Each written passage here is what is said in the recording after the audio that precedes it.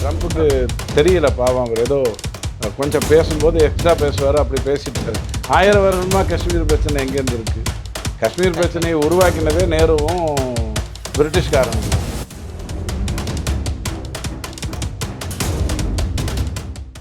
தளபதி யார், அதனுடைய ஹெட் யாருன்னு கேட்டால் அவங்க ஒரு முஸ்லீம். இந்தியாவே ஐஎம்எஃபோட ஹெட்டாக இருந்திருந்தாலும் இந்த விஷயத்தில் அது கொடுக்க வேண்டியதை கொடுக்கத்தான் செஞ்சுருக்கும்.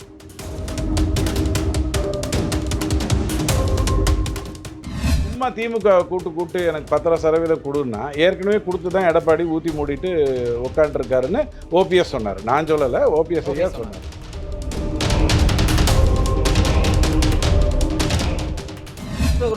கெப்பாசிட்டிக்கு வந்து இப்போ நடக்கிறதெல்லாம் பார்த்தா ஒத்துக்கிற மாதிரி தான் இருக்கா? சீனா மறைமுகமாக சப்போர்ட் நம்மளை சப்போர்ட் பண்ணலாம், அவங்களுக்கு சப்போர்ட் பண்ணாங்க. துருக்கி தன்னுடைய புத்தியை காட்டினாங்க. இதை தவிர வேற ஏதாவது நாடு இந்தியாவுக்கு எதிராக பேசிச்சுன்னு நீங்கள் சொல்ல முடியுமா? அப்போ விஸ்வகுரு நானா இல்லை இந்திரா காந்தியா?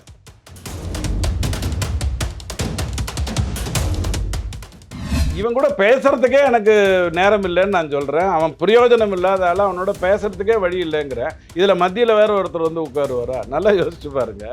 பாகிஸ்தானோட 11 வருஷமாக நம்ம எந்த பேச்சுவார்த்தையும் நடத்த மாட்டேன்னு சொல்லிட்டோம். இதில் மத்தியஸ்தம் எங்கிருந்து வந்தது? நடந்துச்சு, பேசவே இல்லை.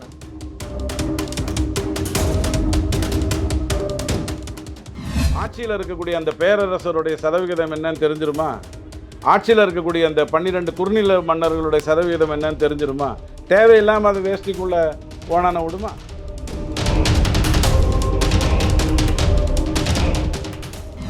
செக்ரட்டரி சொல்லியிருக்காரு சார், சீஸ்ஃபயர் நடந்திருக்கு அப்படின்னு. ஐயா, நான் டிப்ளமேட்ஸ் பேசும்போது அப்படித்தான் வார்த்தைகளை பயன்படுத்துவாங்க. நம்ம வடிவேலு சொல்கிற மாதிரி நிறுத்திக்குவோம் அப்படின்னுவார். ஏன் அப்படின்னு உடனே இல்லை நிறுத்திக்கிறேன் அப்படின்னுவார்.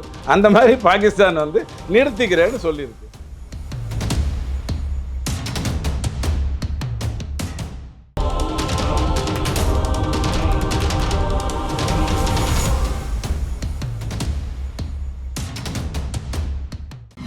எல்லோ பெஞ்ச் நேயர்களுக்கு வணக்கம். இன்னைக்கு நம்ம கூட துக்ளக் வாசகர் டிடிஎஸ் ரவி சார் இருக்காரு. அவர்கிட்ட கேட்க நிறைய கொஸ்டின்ஸ் இருக்கு, வாங்க கேட்போம். வணக்கம் சார். வணக்கம். எப்படி இருக்கீங்க சார்? நல்லா இருக்கேன். பாமக வந்து ஒரு பெரிய மாநாடு நடத்துனாங்க. நிறைய பேருக்கு ஒரு கூட்டத்தை அட்டன் பண்ணது நடந்திருக்கு. சதவிகிதம் 10% கொடுக்கலன்னா போராட்டம் நடத்துவேன்னு திரும்ப சொல்லியிருக்காரு. கேட்குறதுக்கு நல்லா இருக்கு. அது இல்லாமல் பாகிஸ்தான் இந்தியாவோட அந்த ஃபைட்டில் வந்து சீஸ்ஃபயர் அறிவிச்சிருக்காங்க, எப்படி பார்க்குறீங்க சார்? சீஸ்ஃபயர்ன்ற மேட்ரே இதில் இல்லை. ஆக்சுவலாக வந்து நீங்கள் தப்பு பண்ணீங்க, நான் வந்து 9 இடத்துல தாக்கினேன். நீங்கள் திரும்ப தப்பு பண்ணீங்க, நான் உங்களுடைய ஏர்பேஸஸ் எல்லாம் தூக்கினேன். நீங்கள் தப்பு பண்ணுறதை நிறுத்திட்டீங்க, நானும் நிறுத்துகிறேன். அப்படி நிறுத்துறேன்னு சொன்னதுக்கு அப்புறமும் திருப்பி 2 இடத்துல நடந்ததுங்கிற கேள்வி உங்ககிட்டேருந்து வரும்னா, முட்டாள்தனமாக திட்டமிடாமல் ஒரு வேலைகளை செய்யும்போது, இப்போ ஸ்லீப்பர் செல்லுக்கு கரெக்டாக சொன்னீங்கன்னா அவன் கரெக்டாக வந்து 12 மணிக்கு டுப்புன்னு சுட்டு கிளம்பி போயிட்டே இருப்பான். அவனே போதையில் இருக்கான், நீ ஒரு போதையில் இருக்க அப்படின்னா என்ன ஆகும்? ஒரு 2-3 ஸ்லிப் ஆகும். அப்படித்தான் அது நடந்திருக்கு. ஸோ ரொம்ப தெளிவாக உங்களுக்கு எடுத்து சொல்லியிருக்காங்க. நேயர்களுக்கு எந்த அளவுக்கு இந்த இன்ஃபர்மேஷன் தெரியும்னு தெரியல, அதை மட்டும் நான் கொஞ்சம் படித்து காட்டிடுறேன். கிட்டத்தட்ட 10 ஏர்பேஸை வந்து தூக்கி போட்டு மிதிச்சிருக்கோம். இது வந்து எனக்கு தெரிஞ்சு பாகிஸ்தானுக்கு மிகப்பெரிய பேரடி கொடுத்துருக்கிறதுக்கு நிறைய வாய்ப்புகள் இருக்குது. அதில் வந்து ரொம்ப முக்கியமாக அந்த 100 அப்படிங்கிற அந்த பேஸ் வந்து கை வச்ச உடனே ஏறத்தாழ அவனுங்க ஃப்ளாட் ஆகிட்டாங்க. அப்படி தான் எனக்கு தோணுது. இது வந்து ஏன் நடக்குது அப்படின்னு கேட்டிங்கன்னா, முட்டாள்தனமாக, அதாவது ஒரு நாடு வந்து இறங்கியிருக்கக்கூடாது. அந்த மாதிரி ஒரு அதாவது ஒரு மறைகைண்ட 8 பேர் ஒரு தப்பு பண்ணிட்டான், தவறாகி போச்சு அப்படிங்கிறதோட அந்த மேட்டரை நிறுத்தி இருந்திருக்கணும்.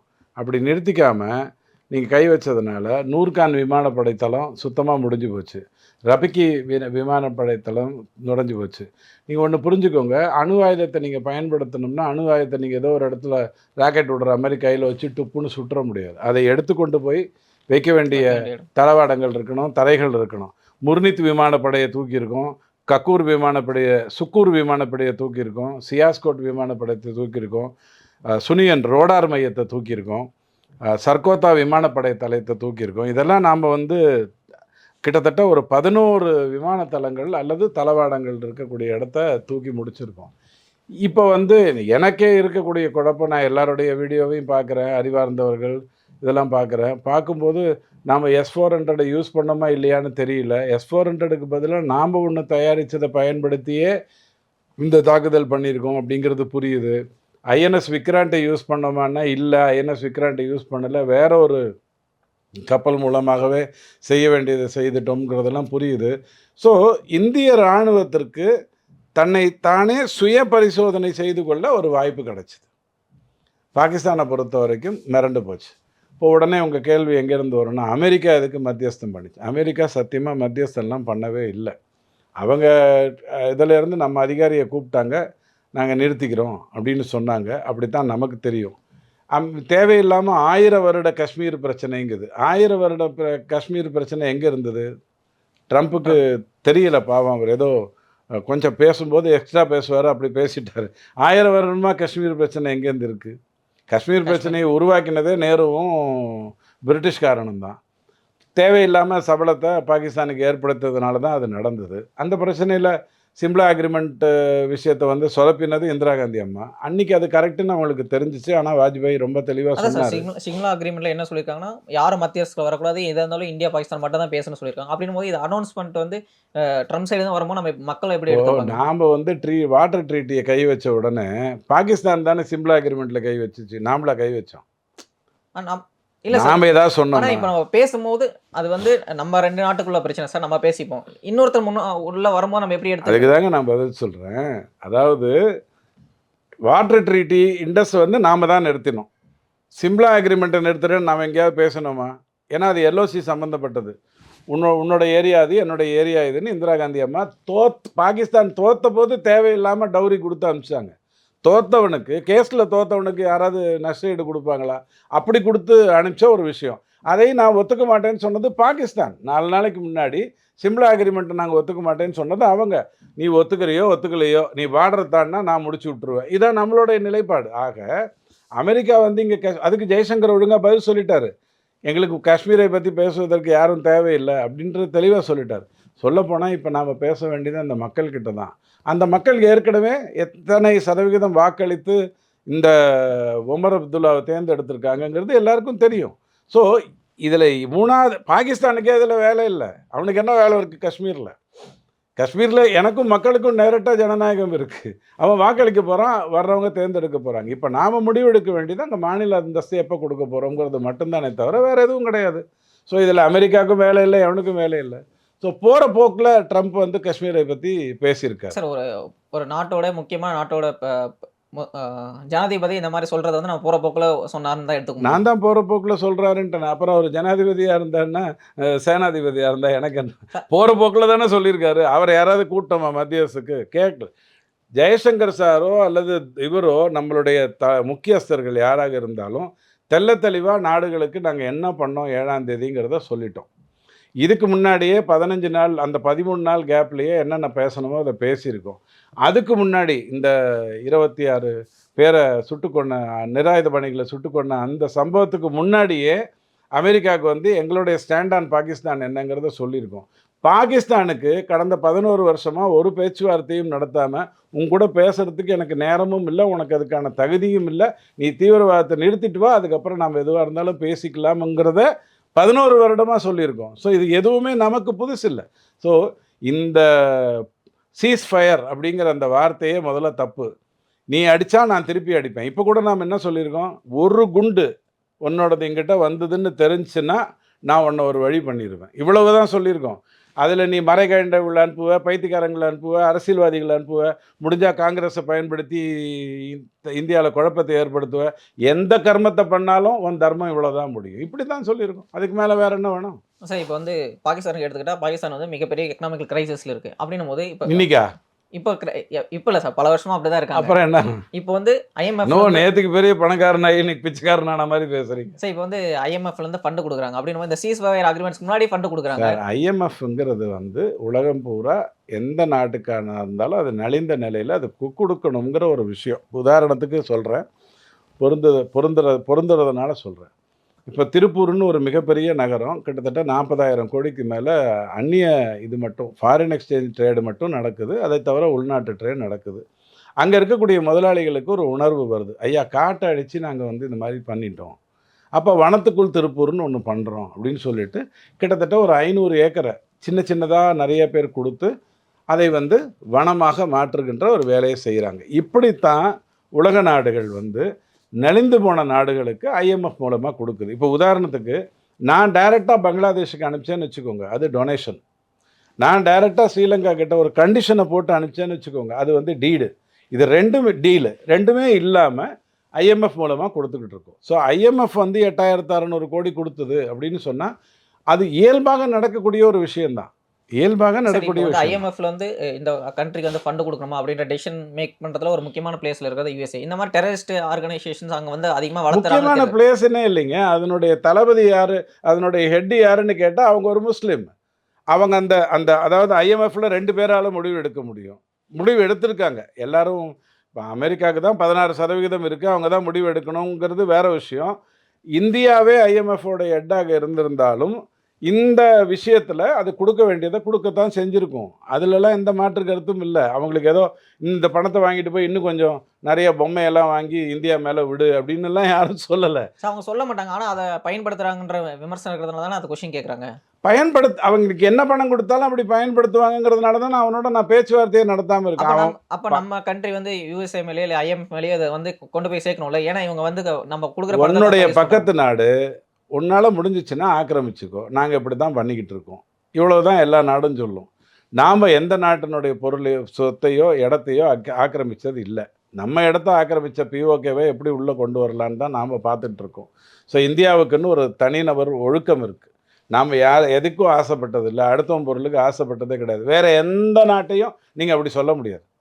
அடுத்தவன் பொருளுக்கு ஆசைப்படாமல் அடுத்தவனை சாவடிச்சுட்டு வளரணுங்கிற எண்ணம் இல்லாத நாடுகளே உலகத்தில் கிடையாது, 1-2 தவிர. ஸோ இந்தியாவை பொறுத்த வரைக்கும் ஐஎம்எஃப்க்கு அது ஐஎம்எஃப் கடன் பாகிஸ்தானுக்கு கொடுத்தா அதை பற்றி நாங்கள் எதிர்ப்பை தெரிவிச்சிட்டோம், அதோட வேலை முடிஞ்சிச்சு. சரி, இப்போ வந்து நான் அதிகமா வந்து மோடி பத்தி பேசின ஒரு முக்கியமான வேர்டுனா விஸ்வகுரு. அப்படின்னும் போது விஸ்வகுருன்ற கெப்பாசிட்டிக்கு வந்து இப்போ நடக்கிறதெல்லாம் பார்த்தா ஒத்துக்கிற மாதிரி தான் இருக்கா? இந்திரா காந்தி அம்மா 1971 போர் அறிவித்த போது இஸ்ரேல் தவிர வேறு எந்த நாடுமே சப்போர்ட் பண்ணலை. ஆமா. இன்றைக்கி எந்த நாடு மட்டும் சப்போர்ட் பண்ணலைன்னு உங்களால் சொல்ல முடியும்? சீனா மறைமுகமாக நம்மளை சப்போர்ட் பண்ணலை, அவங்களுக்கு சப்போர்ட் பண்ணாங்க. துருக்கி தன்னுடைய புத்தியை காட்டினாங்க. இதை தவிர வேறு ஏதாவது நாடு இந்தியாவுக்கு எதிராக பேசுச்சுன்னு நீங்கள் சொல்ல முடியுமா? சரி, அப்போ விஸ்வகுரு நானா இல்லை இந்திரா காந்தியா? விஸ்வகுருன்றது இல்லை சார். நான் இப்போ வந்து இந்தியாவை எடுத்துக்கிட்டா இப்போ இந்தியாவுக்குன்னு ஒரு பொசிஷன் இருக்குது. அப்படின்னும் போது இந்த இடத்துல வந்து டெரரிசம் வந்து வளர்க்குறது பாகிஸ்தான் தான் எல்லாத்துக்கும் தெரியுது. இருந்தாலுமே பாகிஸ்தானை கண்டிக்காம அந்த அட்டாக்கை மட்டும் தான் கண்டிக்கிறாங்களே தவிர பாகிஸ்தானை யாரும் கண்டிக்க மாட்டிருக்காங்களே. சார் அடியாளாக இருக்கான், அடியாள்கிட்ட வேலை இருக்குது. ஒரு சிவாஜி படத்தில் ஒரு டயலாக் வரும், இப்போ நமக்காக கொலை பண்ணவங்க எல்லாம் சிவாஜி கிட்ட தான் இருக்காங்கன்னு ஒரு டயலாக் வரும். அந்த மாதிரி ஒரு அடியாள் நாடு. அந்த டிஃபென்ஸ் மினிஸ்டர் தான் சொன்னார். நான் ஒரு நாட்டை இது தவறாக பேச மாட்டேன். அந்த டிஃபென்ஸ் மினிஸ்டர் தான் சொன்னார், ஐயா நாங்கள் அடியாளாக தான் இருந்துக்கிட்டு இருக்கோம் அமெரிக்காவுக்கும் மற்ற நாடுகளுக்கும் அப்படின்னு அவர் தான் சொல்லியிருக்காரு உங்களுக்கு. ஸோ ஒரு அடியாள் நாடை எப்படி வந்து தேவையில்லாமல் விட்டுருவாங்க? இன்னொரு வார்த்தை சொல்லுவேன், அது அசிங்கமாக தெரிஞ்சிடும். ஒரு பொண்ணு வந்து நிறைய பேருக்கு என்ன சொல்கிறது, அவுட் ஹவுஸில் தங்கிச்சின்னு வச்சுக்கோங்களேன், அந்த பொண்ணை காப்பாற்றுவான். ஏன்னா அது ஒரு நாளைக்கோ 2 நாளைக்கோ அந்த ஆளுக்கு பயன்படும். அந்த அளவுக்கு கேவலமான ஒரு நாடாக அந்த நாடு இருக்குது. காரணம் அந்த நாட்டினுடைய மக்களோ அதனுடைய மதமோ இல்லை, அந்த நாடு ஆர்மியோடைய கண்ட்ரோலில் இருக்கிறது தான் முட்டாள்தனத்தின் உச்சகட்டம். ஸோ அவங்களை எப்படி டைரெக்டாக அப்போஸ் பண்ணுவாங்க? சார் டைரெக்டாக அப்போஸ் பண்ணுறோம். இப்போ வந்து நம்ம எடுத்துகிட்டு போய் ஒரு முக்கியமான விஷயத்த பேசினா தானே இப்போ வந்து அவங்களுக்கு கொடுக்குற ஃபண்டிங்கோ யார் கூட பேசணும்? இப்போ யுஎஸ்ஏ தானே அவங்களுக்கு சப்போர்ட் பண்ணிக்கலாம். அப்போ நம்ம நான் தான் திரும்பவும் சொல்கிறேன், ஐஎம்எஃப்னுடைய கடனுங்கிறது யாருக்காக இருந்தாலும் நலிந்த நாடுகளுக்கெல்லாம் கொடுப்பாங்க. அவங்க வந்து இந்தந்த திட்டங்களுக்காக எனக்கு பணம் வேணும்னு சொல்லியிருப்பாங்க. நீங்கள் திமுக இங்கே ஆண்டுகிட்டு இருக்கிறதுனால அந்த கன்ஃபியூஷனில் இருக்கீங்க. இப்போ திமுக 2000 கோடி வரலைங்குது இல்லையா, கல்வி பணத்தை வரலேன்னு சொல்லுது இல்லை. அந்த கல்வி பணம் உங்களுக்கு எப்போ கிடைக்கும்? இந்தந்த திட்டங்களுக்கெல்லாம் நான் போகிறேன், நான் 40% செலவு பண்ணுறேன், நீ 60% செலவு பண்ணு, அதுக்கு தான் அந்த 2000 வரணும். நீ 40% செலவு பண்ணிட்டியா? இல்லை, என்கிட்ட பணம் இல்லை. உங்கள்கிட்ட ஏதாவது திட்டம் இருக்கா? திட்டம்லாம் கிடையாது, நீ சும்மா பணம் கொடு. இப்படி இங்கே தேர்ந்தெடுக்கப்பட்டு ஒரு 60 வருடமாக குப்பை கொட்டிக்கிட்டு இருக்கிற ஒரு கட்சியை அர்த்தமற்று 2000 கோடியை வந்து எஸ்எஸ்ஏலேருந்து கேட்குது. அப்போ பாகிஸ்தானுங்கிற மிகப்பெரிய நாடு கேட்காதா? Sir கேட்குறதில்ல sir. இப்போ வந்து எந்த திட்டத்துக்காக கேட்டாங்கன்னு உங்களுக்கு எதாவது தெரியுமா? கால்வாய் போடணும், ரோடு போடணும். முந்தானத்துக்கோ நேற்றுக்கோ டைம்ஸ் ஆஃப் இந்தியாவில் பாகிஸ்தான் வந்து எந்தெந்த மாதிரியான தளவாடங்கள் எல்லாம் கடந்த 20 வருஷமாக வாங்கிச்சுன்னு ஒரு லிஸ்ட்டு கொடுத்துருக்காங்க. அதெல்லாம் எங்கே போச்சு? ஏன் அவன் பயன்படுத்தலை? அவன் வாங்கினானா இல்லை சும்மா கதை விட்டுட்டு அங்கே இருக்கிற மக்களை ஏமாற்றிக்கிட்டு ஒரு வேலையை பண்ணிட்டு இருந்தானான்னு எப்படி தெரியும்? சார் இந்த இடத்துல ஏன் அந்த கொஸ்டின் வருதுன்னா, இப்போ இப்போ வந்து யுஎஸ்ஏ எடுத்துக்கிட்டா, யுஎஸ்ஏ வந்து இப்போ வந்து பாகிஸ்தானுக்கு சப்போர்ட் பண்ணுறாங்க அப்படின்ற ஒரு விமர்சனம் இருக்குல்ல. இந்த இடத்துல வந்து மத்தியஸ்தம் பண்ணதில்ல அப்படின்னு சொல்லிட்டு நாம சொல்லிட்டு இருக்கோம். ஆனா பாகிஸ்தான் என்ன சொல்றாங்க, எங்களுக்கு வந்து மத்தியஸ்தம் பண்ண அமெரிக்காவுக்கு தேங்க்ஸ்ன்னு சொல்லிட்டு அடி பாகிஸ்தான் வாங்கினவன் அழத்தாங்க செய்வான். ஹாஸ்பிட்டல் டாக்டர்கிட்ட போய் அப்போ முதல்ல அப்போ நம்ம அழுவான். அங்க வந்து மத்தியஸ்தம் வந்து யுஎஸ்ஏ பண்ணலாம் தான் எடுத்துக்கணுமா? எனக்கு எனக்கு ஏங்க இவன் கூட பேசுறதுக்கே எனக்கு நேரம் இல்லைன்னு நான் சொல்கிறேன். அவன் பிரயோஜனம் இல்லாத ஆள், அவனோட பேசுறதுக்கே வழி இல்லைங்கிறேன். இதில் மத்தியில் வேற ஒருத்தர் வந்து உட்காருவாரா? நல்லா யோசிச்சு பாருங்க. பாகிஸ்தானோட 11 வருஷமா நம்ம எந்த பேச்சுவார்த்தையும் நடத்த மாட்டேன்னு சொல்லிட்டோம். இதில் மத்தியஸ்தம் எங்கேருந்து அப்ப எப்படி வந்தது? சீஸ்ஃபயர் நடந்துச்சு? பேசவே இல்லைனா? நான் திரும்பவும் சொல்கிறேன், உங்கள் கேள்விக்கு முதல்ல பதில் சொல்லும்போதே நான் சொல்லிட்டேன். சீஸ் ஃபயர்னு ஒன்று நடக்கவே இல்லை. நீ தப்பு பண்ணா நான் திரும்ப தப்பு பண்ணுவேன்னு சொன்னேன். நீ பண்ணையா? சார் ஃபாரின் செக்ரட்டரி சொல்லியிருக்காரு சார், சீஸ்ஃபயர் நடந்திருக்கு அப்படின்னு ஐயா, சொல்லியிருக்காரு. நான் டிப்ளமேட்ஸ் பேசும்போது அப்படித்தான் வார்த்தைகளை பயன்படுத்துவாங்க. நம்ம வடிவேலு சொல்கிற மாதிரி நிறுத்திக்குவோம் அப்படின்னுவாரு. ஏன் அப்படின்னு உடனே இல்லை நிறுத்திக்கிறேன் அப்படின்னுவாரு. அந்த மாதிரி பாகிஸ்தான் வந்து நிறுத்திக்கிறேன்னு சொல்லியிருக்கு. நன்றி, கிளம்பிப்போ. இவ்வளவு தான் நாம் சொல்லியிருக்கோம். டிப்ளமேட்ஸ் பேசும்போது அதை சீஸ் ஃபயர்னு தான் சொல்லுவாங்க. வேற என்ன சொல்லுவாங்க? நீ கூடவே ஒன்று சொல்லியிருக்காங்கல்ல, ஒரே ஒரு குண்டு உன்னுடைய நாட்டிலேருந்து எங்கிட்ட வந்ததுன்னா நீ செத்த. சொல்லிட்டோமா? அதோட முடிச்சுட்டு போயிட்டே இருக்கணும். சார் அடுத்ததா பார்க்கும்போது தமிழ்நாட்டுல வந்து பாமக சார்பா மாநாடு நடத்துறாங்க. அதுல வந்து வன்னியர்களுக்கு வந்து திமுக அரசு வந்து துரோகம் செய்யுது அப்படின்னு பேசியிருக்காரு. இது எப்படி பார்க்குறீங்க? அது பாமகவை பொறுத்த வரைக்கும் திமுகவை எதிர்த்தது எனக்கு சந்தோஷமாக இருக்குது. ஐ திங்க் எங்கேயோ ஒரு டீலிங் செட் ஆகலை. இந்த பாமக திமுகக்குள்ளே வந்துடும், திருமாவளவன் வெளில வந்துடுவார் அப்படி தான் நான் நினச்சேன். ஆனால் அந்த மாதிரி எதுவும் இல்லை அப்படின்னு தெரிஞ்சு போச்சு. ஏன்னா அன்புமணி தெளிவாக இருக்கார், அதில் எந்த மாற்று கருத்தும் இல்லை. பாமக திரும்ப திரும்ப 10% பற்றி பேசுது, 10% பற்றி பேசுது. கூடவே அது என்ன சொல்லுது, 346 ஐஏஎஸ் அதிகாரிகள் இருந்தாங்கன்னா அதில் 14 பேர் தான் வன்னியர்களாக இருக்காங்க அப்படின்னு சொல்லுது. பாமக சொல்லக்கூடிய வன்னியர் சதவீதம் எத்தனை? 33. ஆமாம். குறைஞ்சபட்சம் 22, குறைஞ்சபட்சம் 10. அப்போது ஃபஸ்ட்டு ஒவ்வொரு ஆங்கிள் இருந்து இந்த அரசு இந்த வாரியத்துக்கு முன்னாடி நான் போராட்டம் நடத்துகிறேன், இந்த வாரியத்தில் 4000 பேர் வேலை செய்கிறாங்க, இதில் 22 10% 44 பேர் என்னுடைய 440 பேர் என்னுடைய வன்னியராக இருக்கணும். ஒரு போராட்டம் அறிவிக்கலாமா? இன்னொரு இடத்துக்கு போகிறோம், உதாரணத்துக்கு சொல்கிறேன், ஒரு ஏர்போர்ட்டுக்கு போகிறோம். ஏர்போர்ட்டில் வந்து இத்தனாயிரம் பேர் வேலை செய்கிறாங்க, இதில் பண்ணலாமா வேண்டாமா? சும்மா திமுக கூட்டு எனக்கு 10% கொடுன்னா, ஏற்கனவே கொடுத்து தான் எடப்பாடி ஊற்றி மூடிட்டு உட்காந்துருக்காருன்னு ஓபிஎஸ் சொன்னார். நான் சொல்லலை, ஓபிஎஸ் ஐயா சொன்னார். அப்போ திமுக மட்டும் எப்படி பண்ணும்? ஏங்க 3 வருஷமாக திமுக வந்து அந்த கேஸை எடுத்துகிட்டு போச்சு. இல்லை, அதிமுக போட்ட கேஸை தானே எடுத்துகிட்டு போச்சு. வன்னியருக்கு வந்து 10% கொடுக்கணும்னு. ஜட்ஜி என்ன சொன்னார்? தரவுகள் சரியா இல்லை, தரவுகளை கொண்டாங்கன்னு சொன்னாரா இல்லையா?